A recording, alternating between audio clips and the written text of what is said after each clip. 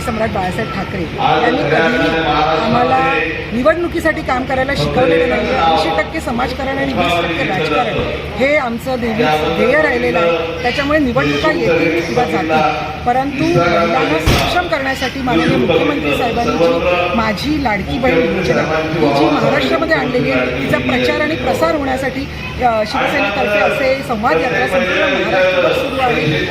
अगदी मुंबई, ठाणे असेल, नाशिक, मावळ या सर्व प्रांतामध्ये ही सभायात्रा सुरू आहे. काय सांगाल? जेव्हा तुम्ही सत्तेवर होता तेव्हा कोणाला पक्की कवडी दिले नाही आहे आणि जेव्हा 1,500 रुपये आमच्या सर्वसामान्य महिलेला मिळतात, तर तुमच्या या सावत्र भावांच्या पोटात दुखायचं कारण काय?